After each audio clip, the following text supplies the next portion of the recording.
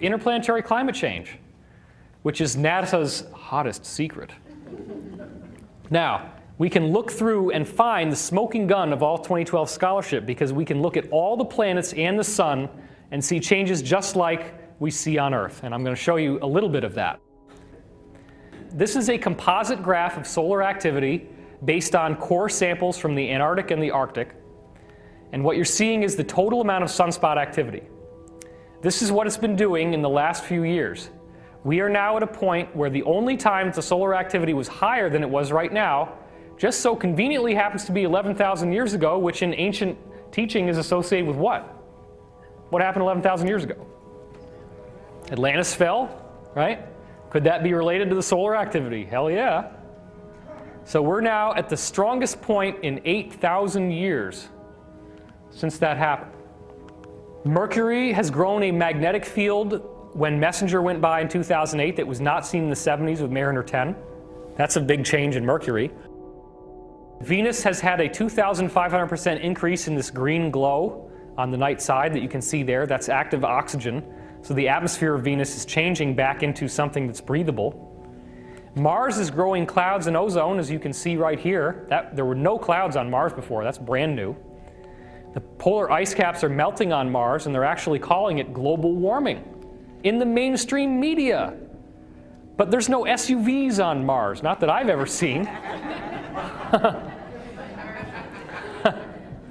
Jupiter is having these white ovals that were disappearing between 97 and 2000, 3 of them, and then they all meld into one. And this scientist, Dr. Philip Marcus, believed it would cause Jupiter to warm by 18 degrees in only 10 years. Now, if that happened on Earth, what would happen to all life on Earth as we know it? Toast. It's toast. So there's a massive global warming going on with Jupiter. That was the prediction based on what would happen in 2000. That's about the time he did this prediction. He said 10 years.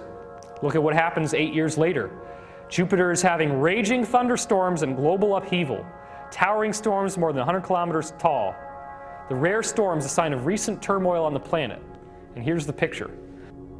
These bright hotspots were never seen before. This is extra heat that shouldn't be there, and the colors of the rings are changing. Then you go out to Saturn, you're seeing this plasma torus that's grown. All this red area wasn't there before. That's all this charged energy coming from the sun.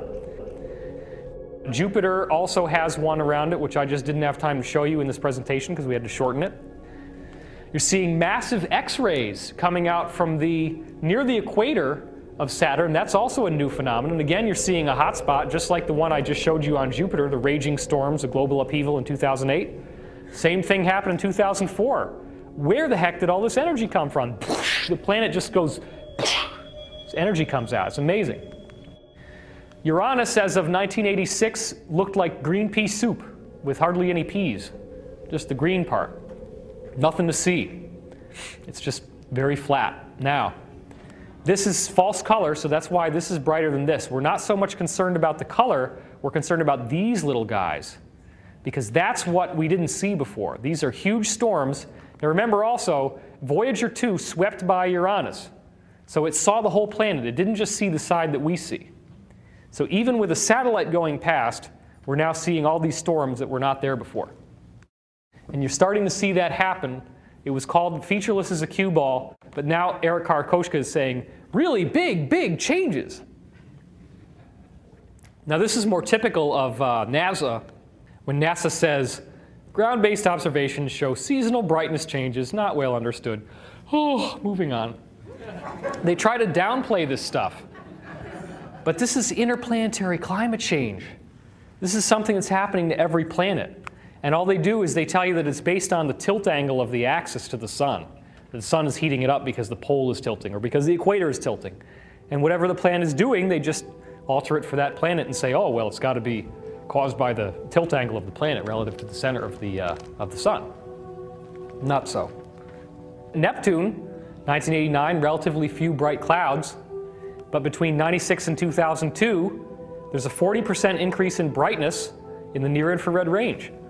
This is very significant because, obviously, this could not be caused by anything we normally understand. And it's the same thing that's happening throughout the rest of the solar system. It's all doing the same stuff. What you're going to see now is a description, a visual description of how it's been changing. So check this out. You watch down here, you can start to see how it grows over just 6 years. So that's phenomenal. I mean, that's like turning on a lampshade and having light suddenly burst out of the planet that wasn't there before. The near-infrared range is not visible to the eye, but it's just above the visible level. So it's within the spectrum of what can be seen if you had the right eye to see it. So you can do that with a camera, you just can't do it with the naked eye. Now Pluto is experiencing global warming even though it's moving away from the sun. There's been a 300% increase in its overall atmospheric pressure. This whole system tells us that Earth changes are not unique to the Earth. They're happening everywhere in the solar system. But even on Earth, we're seeing things that are not attributable to the ordinary climate change that we would think of as being caused by SUVs. Volcanic activity since 1875 has gone up by over 500%. Sea level is increasing, temperature is increasing, tornado activity is increasing, natural disasters are increasing, the inflation-adjusted economic losses are increasing. Here you see the red indicates how much heat there is at the bottom of the Pacific Ocean, on the floor of the ocean.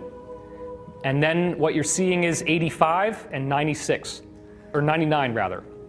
So in 14 years, we see a substantial warming on the bottom of the ocean. Now guess how the scientists explain this? Well, of course, the sun is warming the top of the ocean. And then those warm particles just start sinking down, down, down, down, which is what they're going to do, right? And they sink to the bottom, and they warm up the bottom of the ocean. That's got to be what it is. They warm up the bottom of the ocean, they sink down. So the next time you ever want to boil up some hot dogs, just get a hairdryer and it works great. Why wouldn't you do it that way? You'd probably take 3 hours to boil it.